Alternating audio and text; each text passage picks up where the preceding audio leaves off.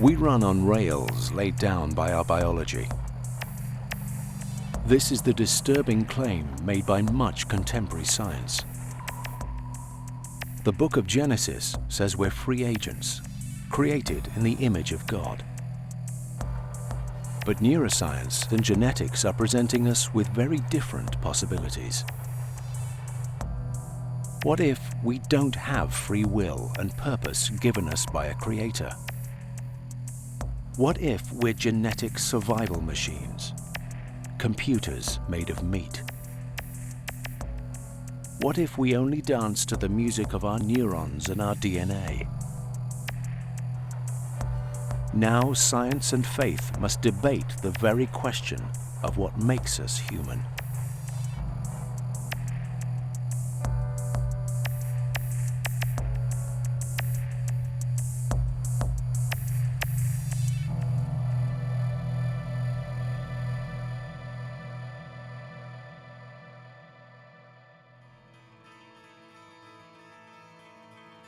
We live within stories of where our universe and life itself come from. But there's also the story of where our identity comes from. Where science once explored the outer world, neuroscience is now mapping the human brain. The results, claim reductionist scientists, should stop us in our tracks. For religion, we're free agents. But reductionists say we've sold ourselves a lie. For them, mind, free will, and consciousness are not our dark matter. They're of no matter. We run on rails determined by our bodies and brains, something which even a neurobiologist who's a committed Christian has to admit. We know, for example, that if certain parts of the brain are damaged, that certain parts of our mental lives cease to exist and are no longer possible. We know that if certain parts of the brain, if we activate them artificially with electrical stimulation, we can actually produce sights and sounds and thoughts and memories just by artificially activating the brain. We know that we can artificially activate other places in the brain and actually cause people to feel sadness or to feel anger. So even our feelings are rooted in the biology of the brain. Even when I'm in church and I have a religious experience, there are undoubtedly parts of the brain that are involved with that.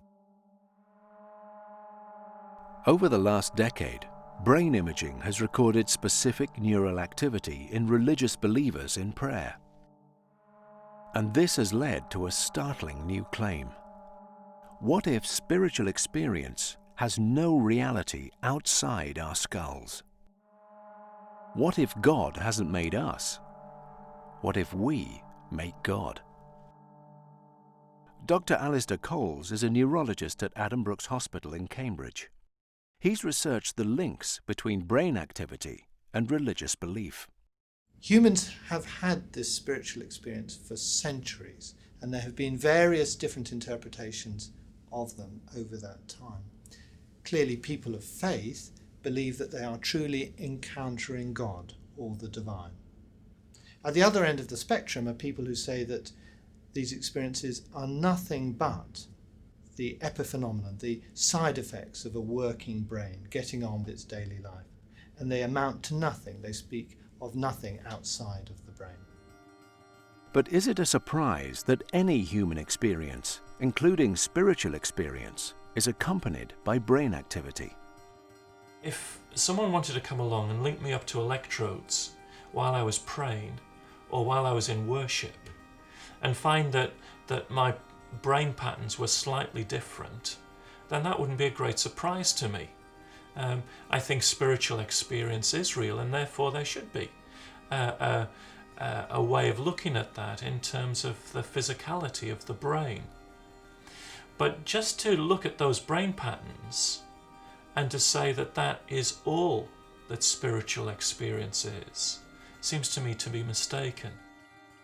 To do science, people will reduce a complicated human behaviour to something that can be tested and measured. So the complicated behaviour of religious experience to something that can be measured in an image on a particular scan. That's methodological reductionism to make it easier to do science. So A spiritual experience is associated with a neural correlate, but that does not mean that religious experience is nothing but a neural correlate. There may well be more to it that isn't accommodated by the scientific method.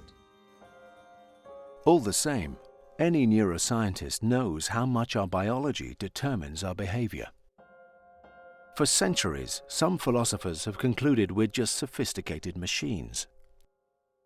Professor Bill Newsom is a neurobiologist at Stanford University. He thinks differently. I have a lot of problem with saying that any high-level behavior is just biochemistry. I don't like the word just. In some ways, we could say that the camera that I'm looking into right now is just metal and glass and plastic. And that would be a true statement, but it misses the point.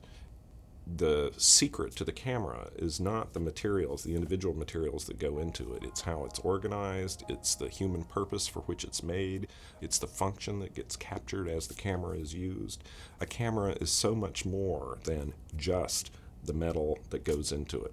Now, in some sense, the brain and our behavior, you could say it's just biochemistry because the brain is totally made up of biochemical molecules, but it would be making the same mistake that it is to say that that camera is just glass and plastic and metal. I think it is a true statement, but it's an impoverished statement. It does not capture the richness and the reality and the levels of understanding that we want to have about the camera, and it does not capture the levels of understanding that we want to have about the brain and behavior in particular.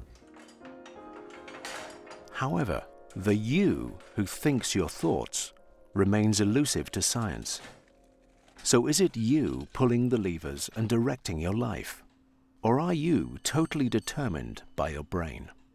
For those people who say that the brain drives everything and all our behaviour is due to it, I would say, well, what about our behaviours that lead to changes within our brain that work from the top down as opposed to the bottom up?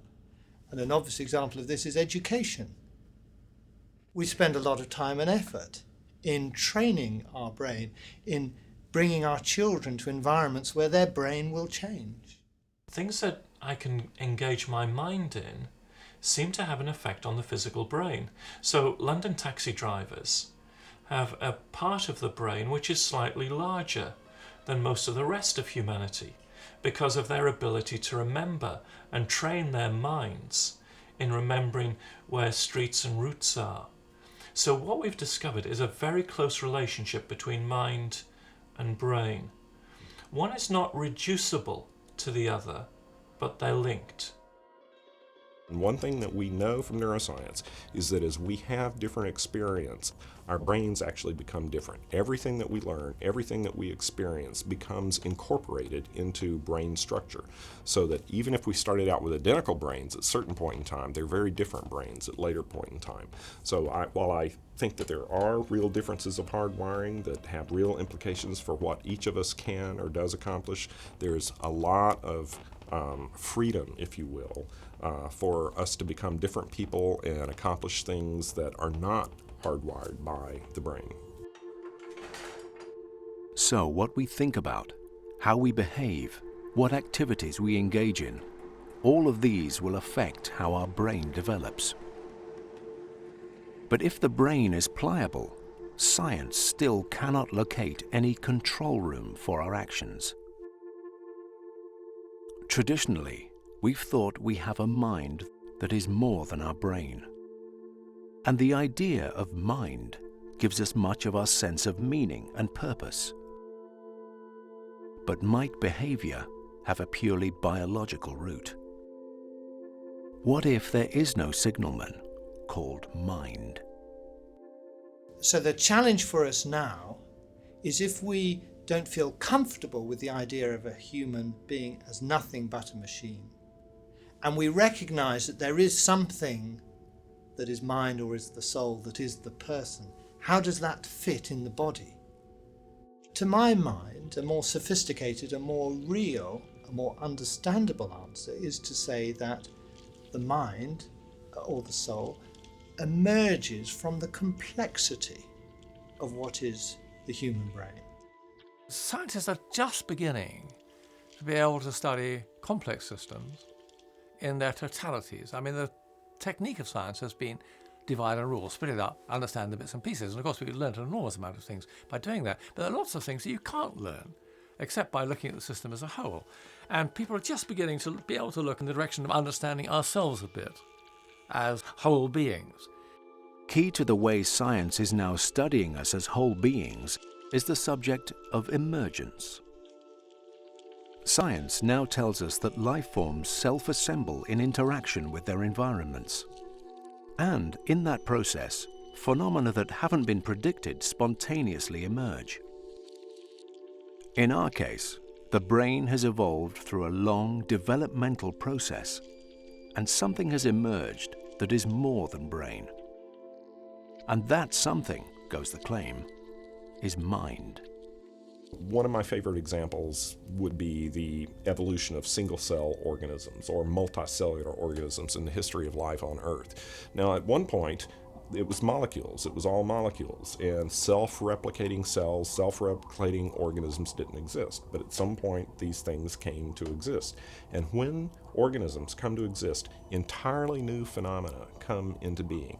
So an organism has to acquire food, has to acquire energy, it has to extrude waste. Organisms compete with each other for resources. There are predator-prey relationships.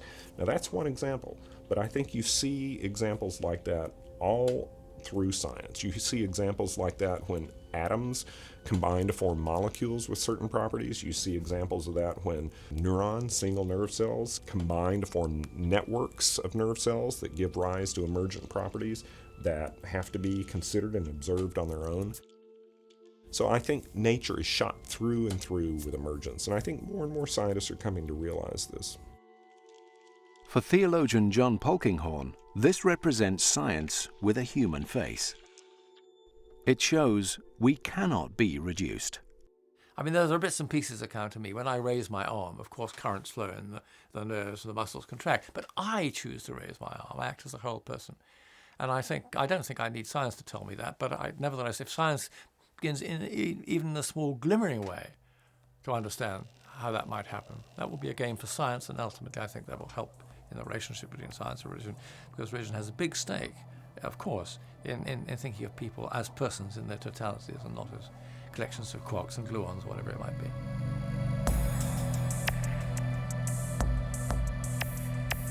However, science is also challenging religion's stake in us as persons.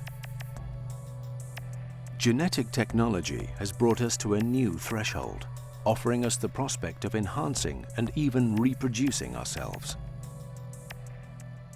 Human cloning is currently banned in most countries, but many scientists see it as an inevitable reality. With cloning, we become the creator, able to mold DNA like clay, and with the ability to shape life in the image of ourselves. But would any of us really be the same as our genetic clone? Professor John Bryant is a molecular biologist who now teaches bioethics. A scientist called Dick Seed in Chicago, he said he wanted to clone himself so that he would have everlasting life. That almost as if it was himself going to come to life again. And I thought, you foolish man. Another woman said she wanted to clone her father so she could cradle him in her arms. Again, how foolish. It's not your father. A clone would differ from its original, says John Bryant, because we're not just our DNA. Our identity also emerges as we relate to our environment and others. So, as a believer, what is Bryant's final verdict on human cloning? How would he view a clone? As a soulless robot? For the sake of arrogance and for the sake of, if you like, wishful thinking and for the sake of selfishness, all those things, I think I would reject human cloning. But on the other hand, I think if a human clone were to be born, he or she would be a spiritual being because that's how God has made us. So a person isn't the same as their genetic copy, simply material to be reproduced.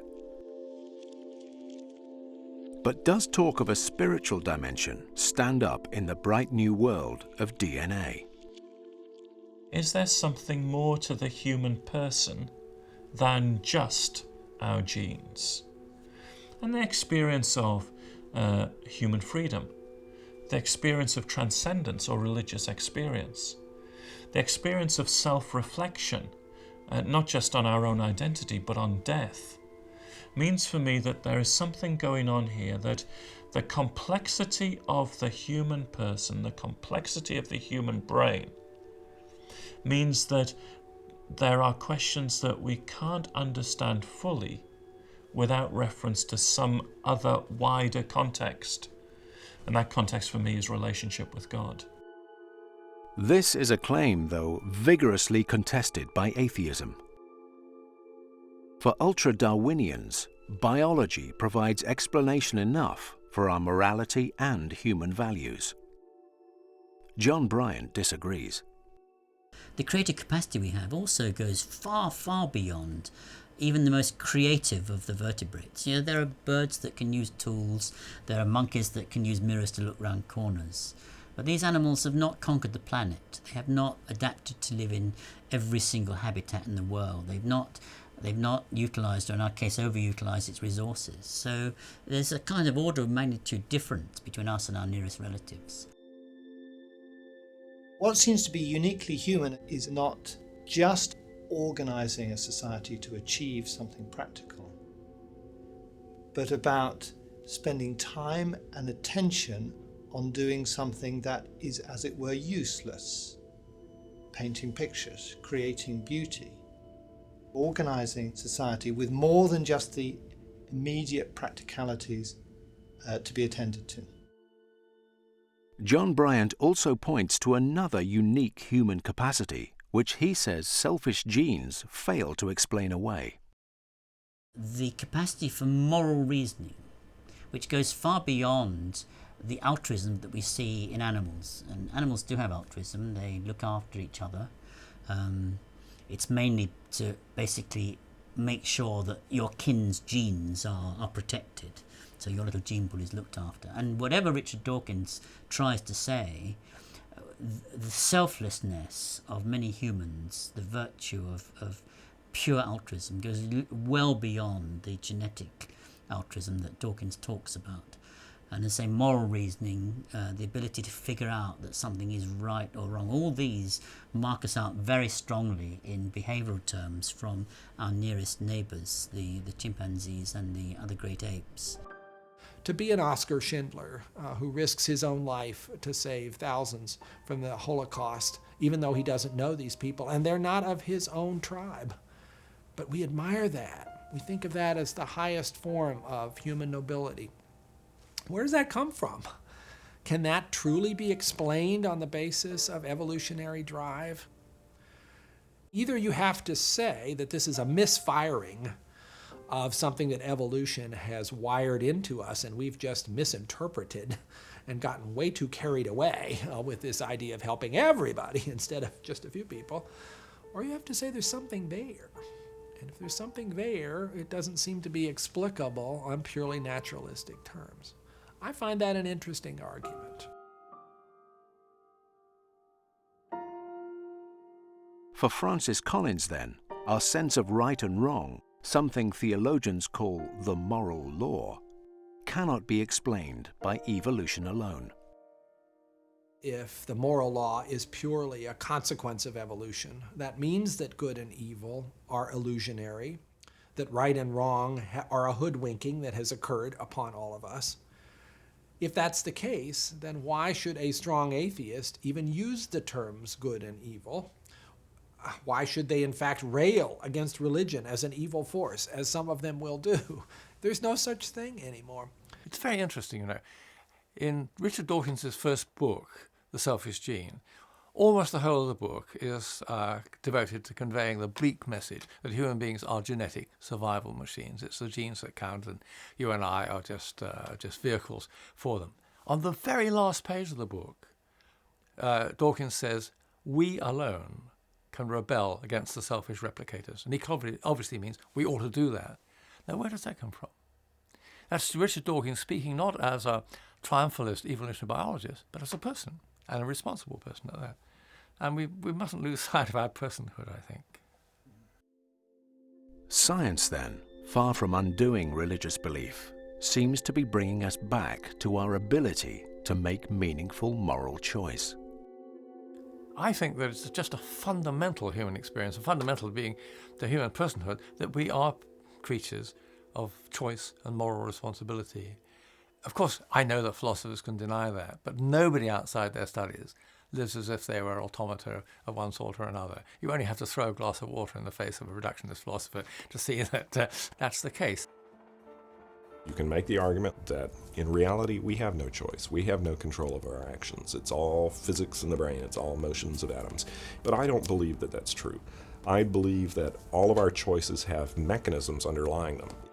If my brain were not active, I wouldn't be here. I wouldn't be capable of making a choice. So the brain mechanisms are necessary to enable choice.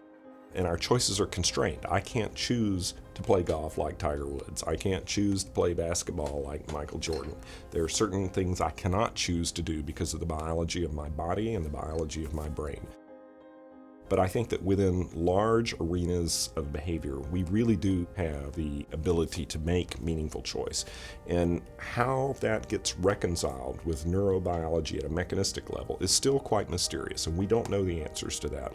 But I think it's a very, very important question for all of us to reason about in the future, scientists and non-scientists alike. In the end, I think all these things are promises and not threats, though of course they may lead to perplexities, and we have to be careful not to allow reductionist interpretations of what's going on to just take over. Neuroscience isn't going to tell us all about the human person. It's going to tell us interesting, important things. We're embodied people. How our bodies work is important, but it's not the whole story about us. We're more than computers made of meat or something like that.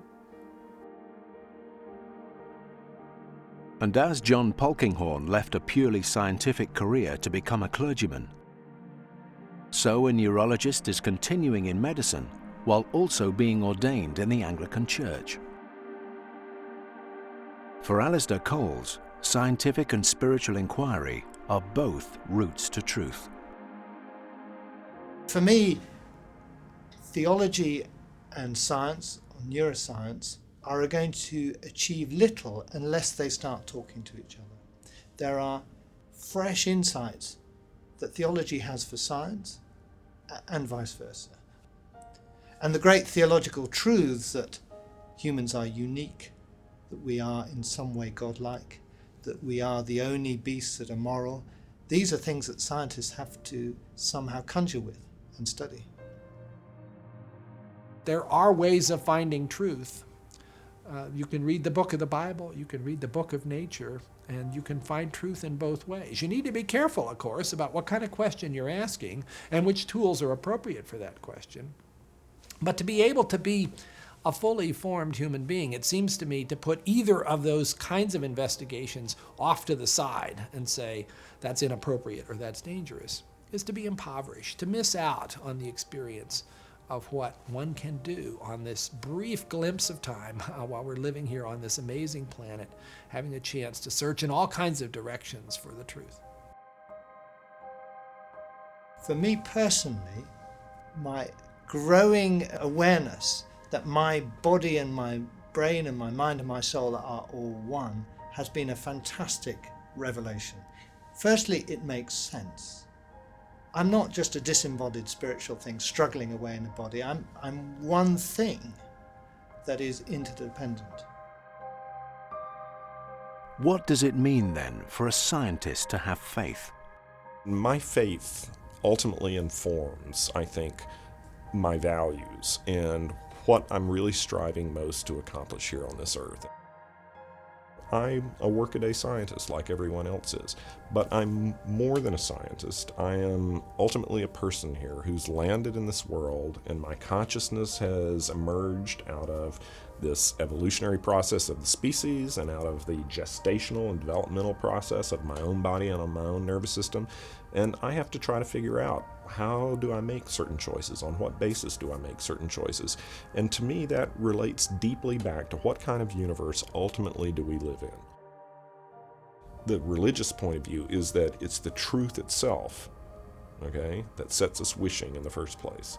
And those wishes and those hopes and intuitions are built into our nervous system through an evolutionary process that ultimately had an author and ultimately had a purpose in bringing into being creatures like ourselves. So the bodies we live in, the world we live in, the universe we live in, continue to open up new questions of existence. Science and religion both spring from our desire to explore and understand. In a shifting and uncertain world, it's time to embrace the insights of both.